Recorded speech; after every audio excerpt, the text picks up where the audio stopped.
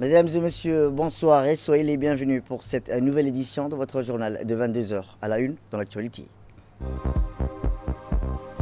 À la une dans l'actualité nationale, 3 jours pour transformer l'avenir de la santé en Afrique lors du forum FARCAPS 2025 qui s'est tenu au Kempinski Palace. Et dans l'actualité internationale, le prince héritier saoudien reçu à la Maison Blanche.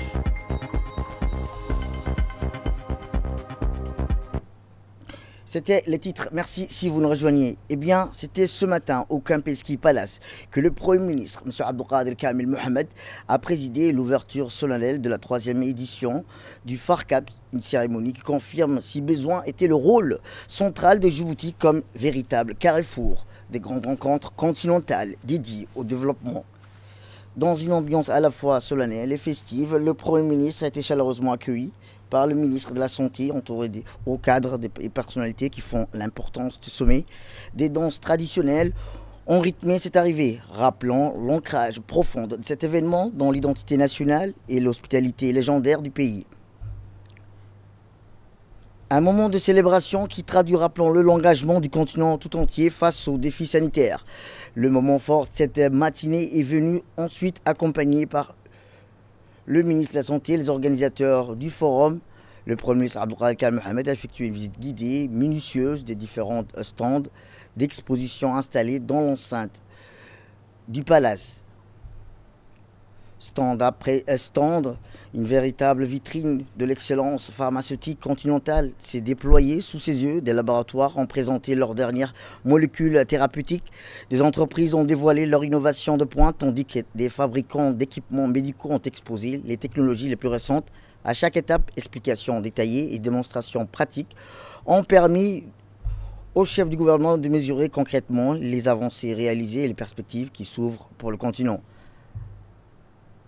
Des médicaments génériques de nouvelle génération, solutions digitales de traçabilité, en passant par les dispositifs médicaux produits localement. Cette exposition illustre parfaitement le chemin parcouru et celui qui reste à accomplir. Il convient de souligner que ce forum porte en lui une vision claire et ambitieuse. Faire de la chaîne d'approvisionnement sanitaire bien plus qu'un simple mécanisme technique, il s'agit là d'en faire un véritable levier de souveraineté permettant à l'Afrique de réduire sa dépendance extérieure et de se préparer efficacement aux défis sanitaires de demain. Une Afrique capable de protéger ses populations, de produire ses propres solutions et de garantir à chacun l'accès aux soins de qualité qu'il mérite.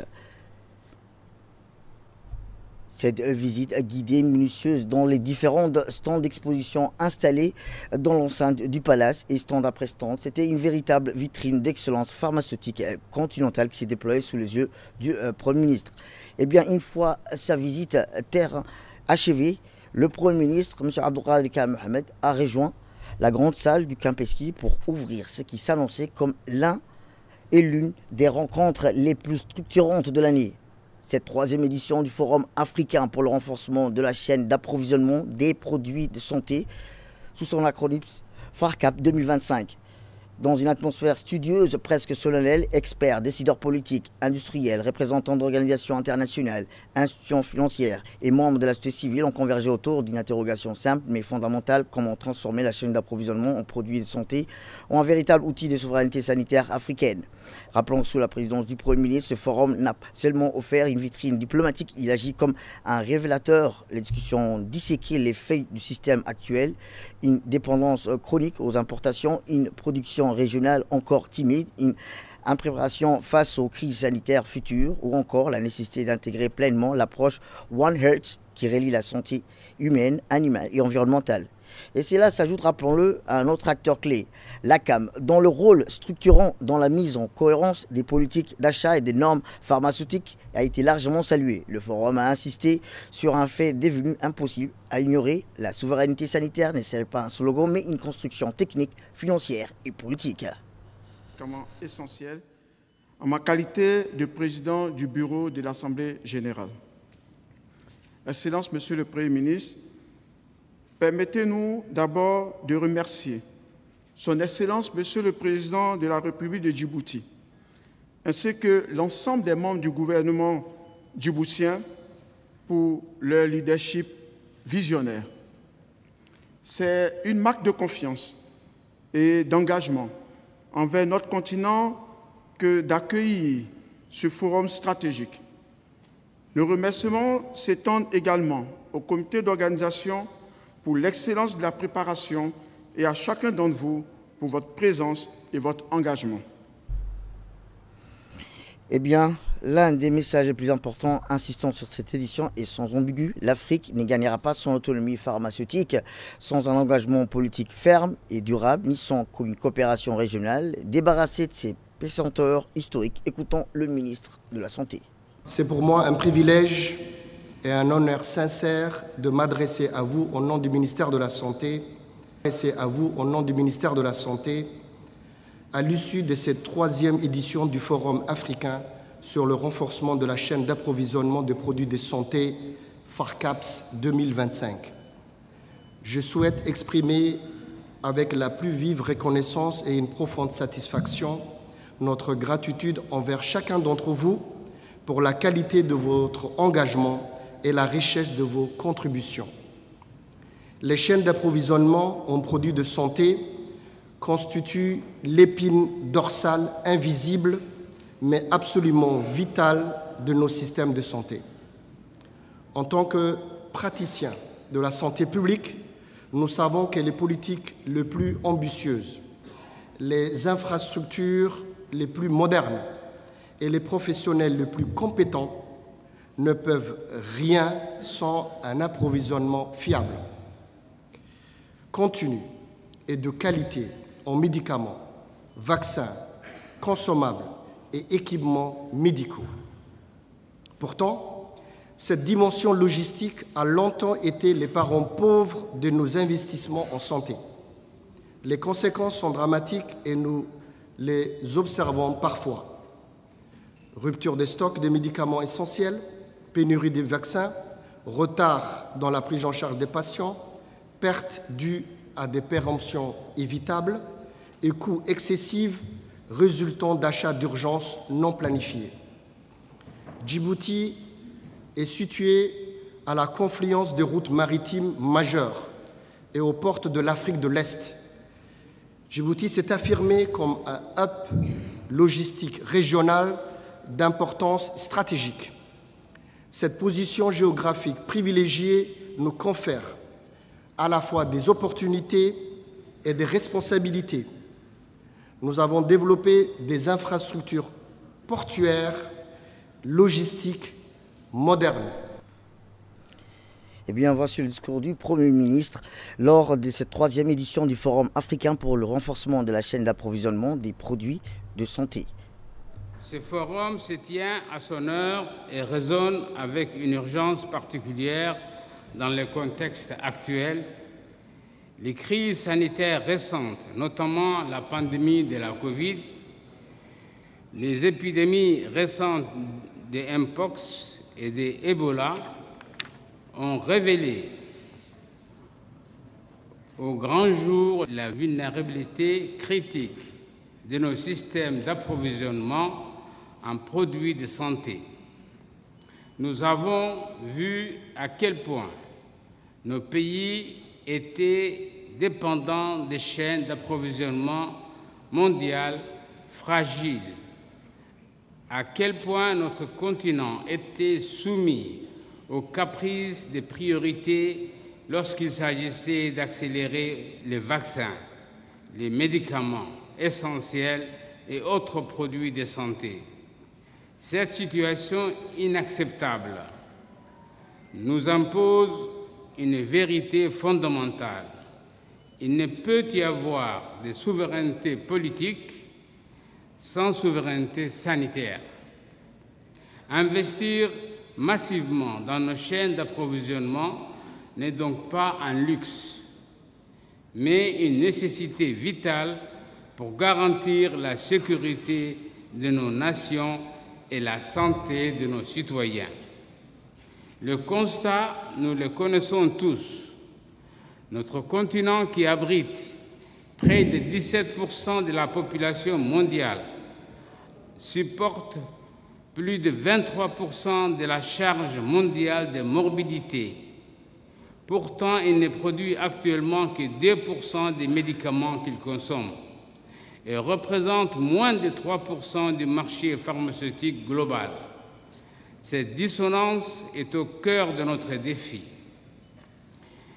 Une ère de la résilience pharmaceutique africaine doit s'amorcer. Ces chiffres illustrent clairement notre dépendance excessive vis-à-vis de l'extérieur et notre vulnérabilité face aux chocs d'approvisionnement.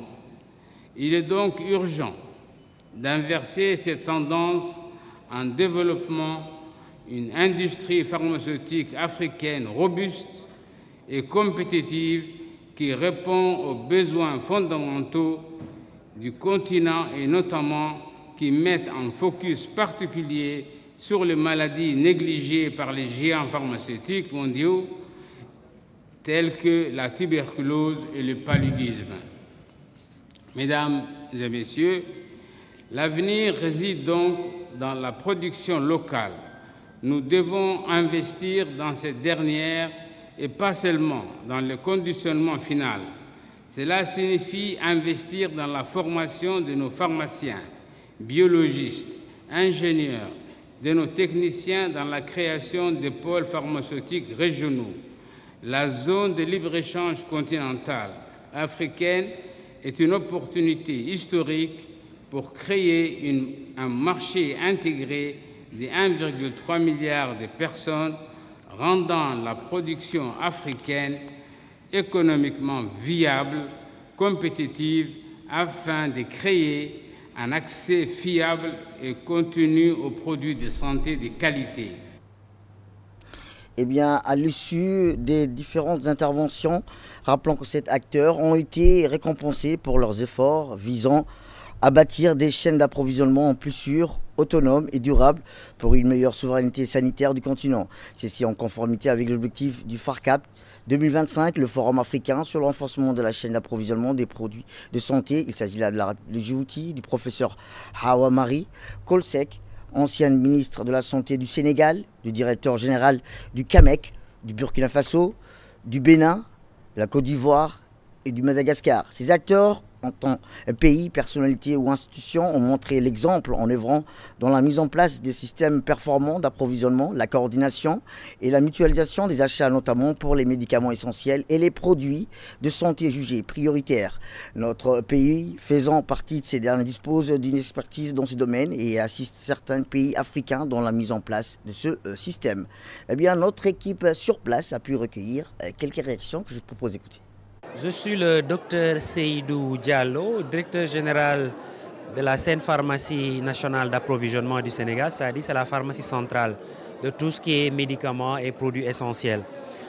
On est vraiment réjouis de venir participer au Forum africain sur l'approvisionnement des médicaments essentiels. Et on a vu l'accueil qui nous a été décerné.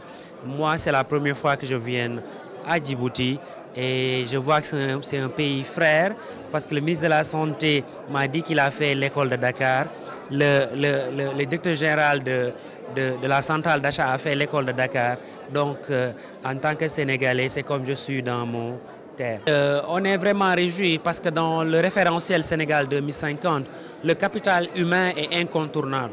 Quand j'ai pris les rênes de la direction générale de la centrale d'achat du Sénégal, j'ai misé sur la formation et on n'a ménagé aucun effort pour investir. Parce que si on veut avoir des résultats, être autonome, être souverain sanitairement, il faut quand même du personnel de qualité. Nous venons du Burkina Faso, de la centrale de la CAMEC. Nous sommes très heureux d'avoir reçu le prix aujourd'hui qui vient récompenser une année et demie d'efforts de réduction des prix des produits de santé. Donc c'est vraiment un prix que nous dédions à l'ensemble du personnel de la CAMEC pour tous les efforts consentis qui ont permis de diminuer les prix qui vont aller même jusqu'à 40%. On a procédé à des négociations avec nos fournisseurs pour avoir de meilleurs prix. On a aussi travaillé en interne à réduire certaines charges, notamment les baux locatifs de nos magasins où nous avons pu réduire de presque 1 million de dollars les coûts de location de nos magasins. Nous avons pu également réduire nos charges de transit en les ramenant de 5 à 3%, ce qui nous a permis d'économiser également plus de 1,5 million de dollars. C'est un peu tout ça qui a permis, au bout du compte, de pouvoir baisser les prix de médicaments au bonheur des populations du Burkina. Non, il n'y a pas de formule magique. Nous pensons que c'est l'intérêt d'avoir de l'ACAM, qui est un carrefour d'échanges entre nous centrales. Nous avons des échanges avec les pays également qui sont un peu à la terme par rapport à la numérisation. Et même notre processus de numérisation également demande à être renforcé. Nous sommes en dialogue permanent entre nous, centrales d'achat, pour entraîner tout le monde, en tout cas, à toujours vers l'amélioration continue. Autre actualité dans ce 22h, c'est aussi une délégation ministérielle conduite par le Premier ministre, M. Abdelkader Kal Mohamed, a aujourd'hui effectué une visite d'inspection sur l'état d'avancement du projet PERAD, acronyme du projet d'extension et de réhabilitation du réseau d'assainissement de Djibouti. Le Premier ministre, M. Abdelkader Kal Mohamed, le ministre de la Culture, le ministre de la Communication, M. Redouane Abdoulaye Badone, accompagné du directeur général de l'ONEAD, se sont rendus sur le site de la société en charge de l'exécution du projet, la société Vinci. Rappelons que le projet PERAD a pour objectif de raccorder au réseau d'assainissement plusieurs quartiers populaires de la capitale, en l'occurrence quartier 5, quartier 6, 7 bis et Cité Stade.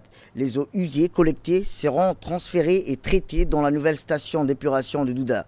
Plusieurs kilomètres de réseau existants seront curés, financé par le consortium Union européenne et l'Agence française de développement. Ce projet touchera directement plus de 4500 foyers appelés à être raccordés à un réseau d'assainissement viable, respectant les normes et standards d'une ville moderne.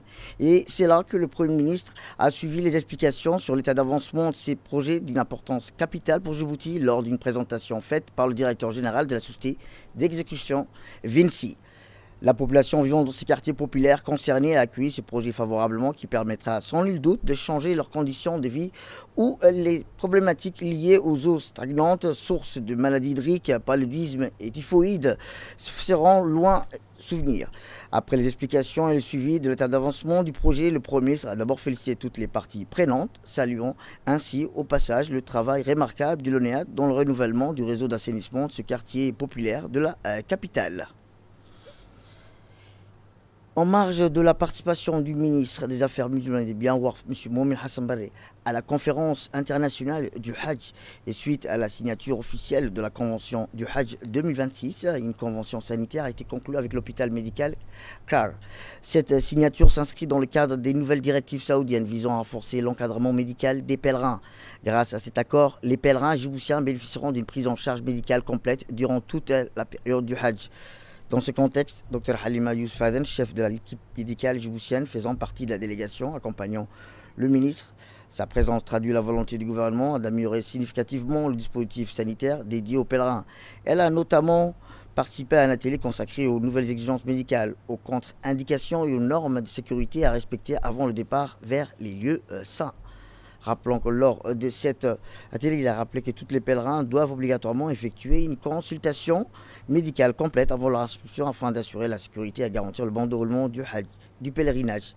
Les autorités sanitaires ont également insisté sur le respect strict et critères d'aptitude pour le Hajj 2026. Chaque pèlerin devra ainsi présenter un certificat médical officiel attestant sa capacité à accomplir le rite et confirmant l'absence d'affections telles que des maladies chroniques sévères, d'états de démence liés à la vieillesse ou maladies infectieuses actives.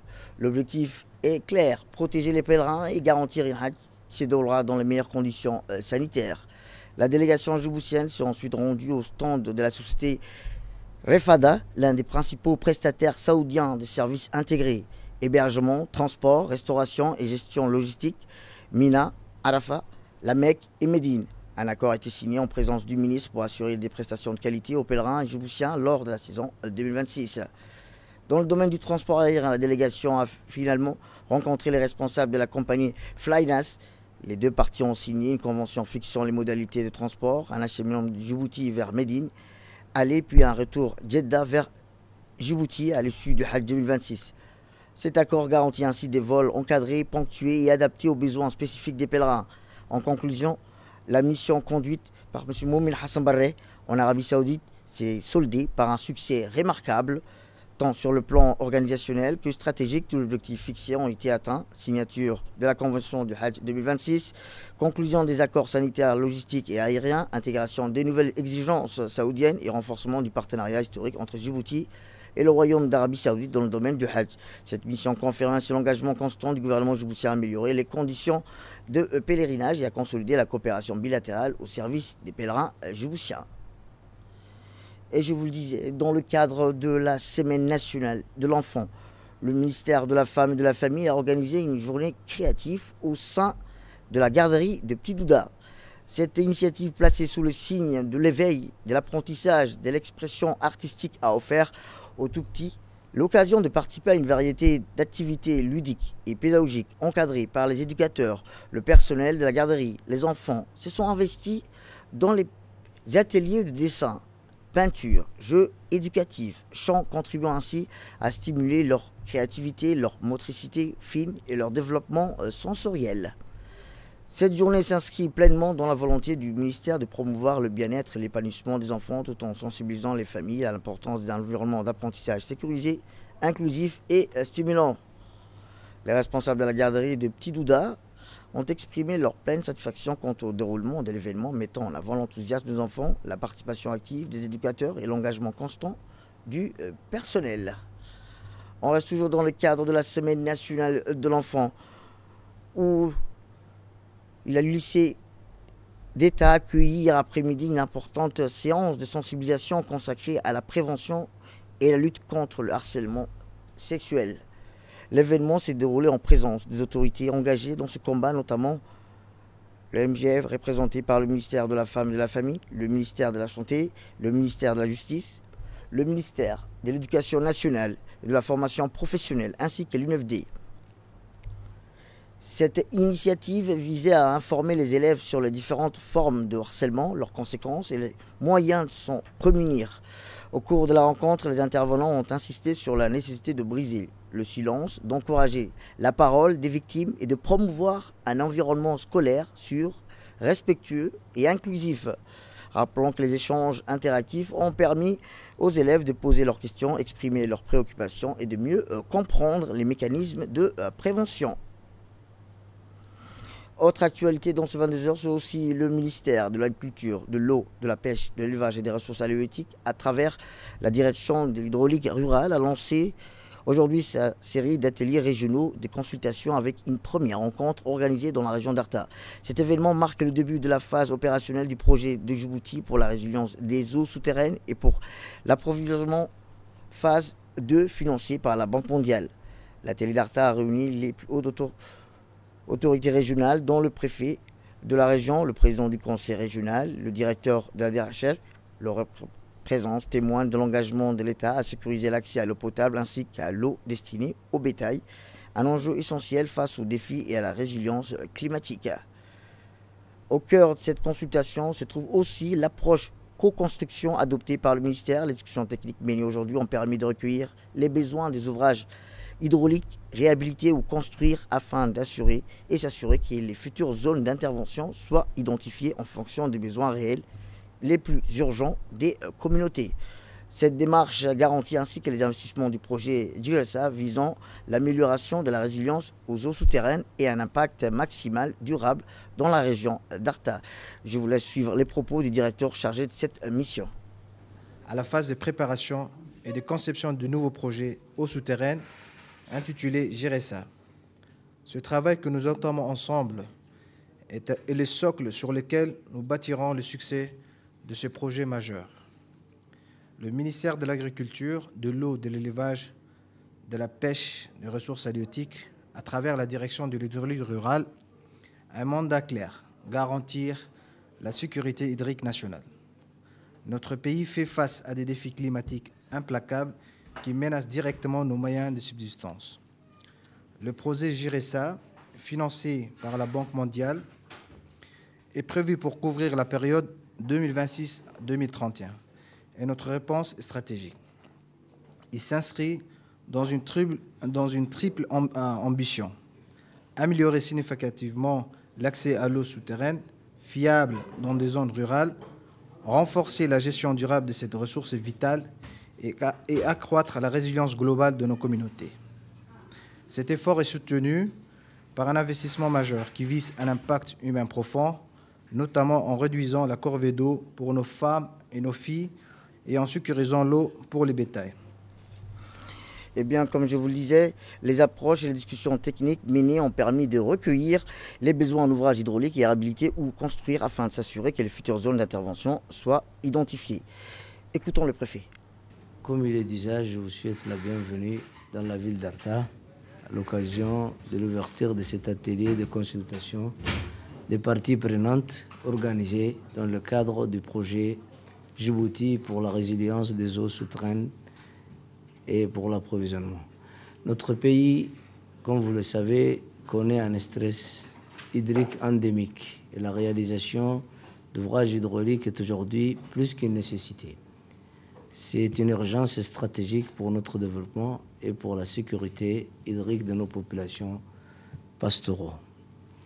Mesdames et messieurs, il est donc primordial d'établir un état de lieu précis des ouvrages hydrauliques existants, notamment afin de sécuriser les pasteurs et d'assurer une gestion optimale des ressources.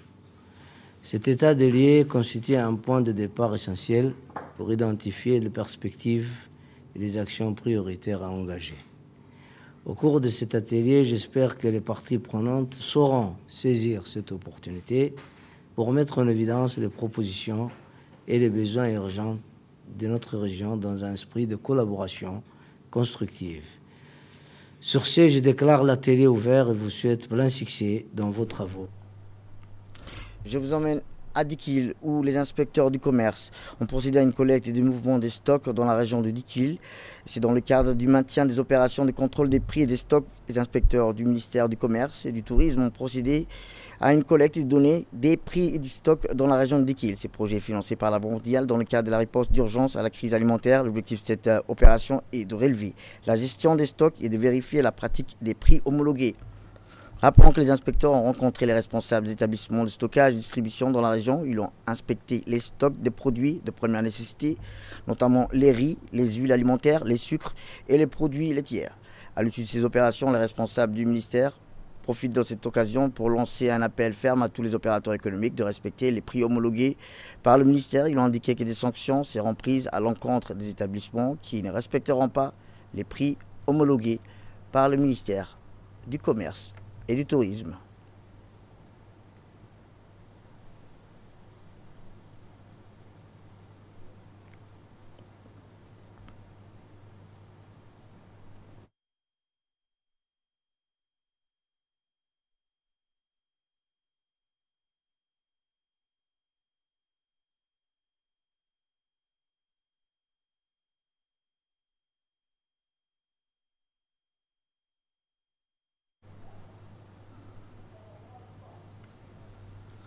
Régional à présent, où le Kenya tente de renforcer sa sécurité numérique avec une stratégie nationale mise à jour à initiative pour former 1 million de spécialistes. Le gouvernement kenyan a annoncé le renforcement de sa stratégie nationale de cybersécurité à travers une série de mesures visant à protéger l'espace numérique et à soutenir la croissance de son économie numérique. L'annonce a été faite lors du Cyberwork Africa 2025 où le secrétaire d'État chargé des technologies de l'information et de l'économie numérique a confirmé que le pays déploie un plan national ambitieux pour relever le niveau de sécurité numérique au sein des institutions publiques des secteurs critiques. La stratégie mise à jour prévoit la création de l'Agence nationale de cybersécurité chargée de coordonner les efforts de sécurité et de surveiller les menaces numériques. Et dans l'actualité internationale, Mohammed Ben Salman et le président Donald Trump se sont rencontrés à la Maison-Blanche pour renforcer le partenariat stratégique. Le prince héritier saoudien Mohammed Ben Salman a été reçu aujourd'hui par le président américain Donald Trump à la Maison-Blanche lors d'une visite officielle visant à consolider la coopération entre les deux pays et à ouvrir de nouvelles perspectives de partenariat. À son arrivée, Mohammed Ben Salman a été accueilli chaleureusement par des responsables américains avant de rejoindre le bureau ovale pour un entretien bilatéral avec le président Trump. Les discussions se sont déroulées dans une atmosphère positive et constructive marquée par une volonté claire de renforcer les relations extérieures entre Riyad et Washington. Selon des sources proches de la rencontre, les échanges ont porté sur le développement de la coopération économique, les projets d'investissement communs et les opportunités croissantes dans les secteurs de la technologie, de l'énergie, des infrastructures. Les deux dirigeants ont souligné ainsi l'importance d'élargir les partenariats pour soutenir l'innovation, favoriser la croissance et encourager les initiatives économiques à long terme. C'est tout pour cette édition. Merci à vous de nous avoir suivis. Restez avec nous pour la suite de nos programmes télévisés.